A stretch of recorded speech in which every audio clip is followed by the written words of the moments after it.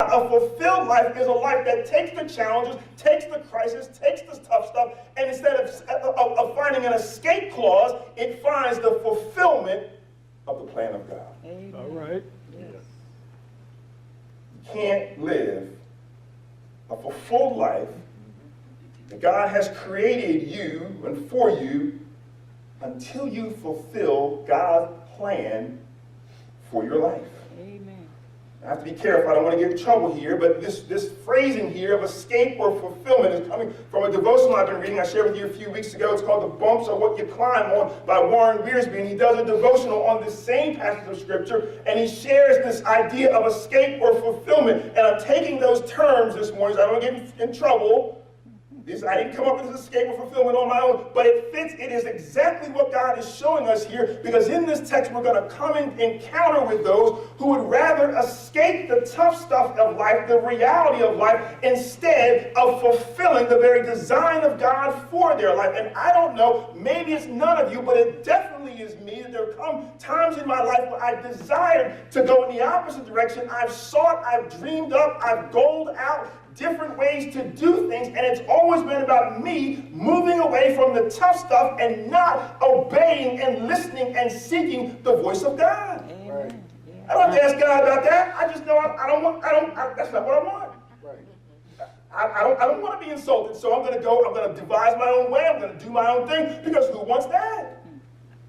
And God says, this very crisis, this very insult, this very thing you're facing, this very lack that you're experiencing is my design, is my desire. If you seek me in it, you'll see me in it. If you see me in it, you'll find a purpose in it.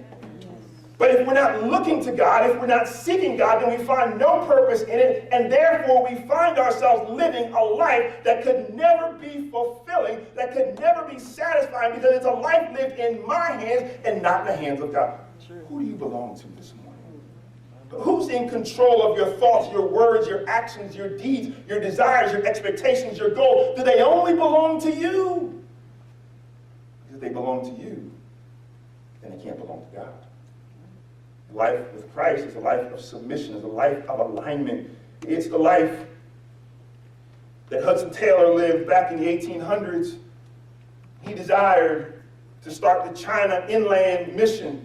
He didn't want to just go to the coast. He didn't want to just go to the tourist area. He wanted to go inland. So what did he do? For years and for months, he labored before the Lord, praying, and seeking God's will and God's desire. And he kept fulfilling and kept calling on God. He said, God, you have a plan, you have a design for my life. You're calling me into something strange, into something different. It's not like everybody else, but what you designed for my life, I can only understand by falling on my knees, calling on your name. And now, God, you're showing me the design you have for my life. I must live my life aligned to it.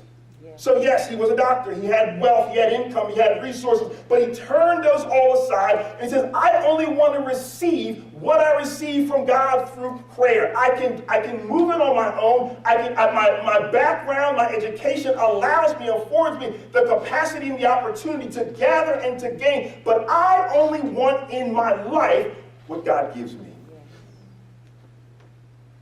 And so he fulfilled God's work, and we talk about him 100, 200 years later because he lived a life submitted, totally aligned to the plan and will of God for his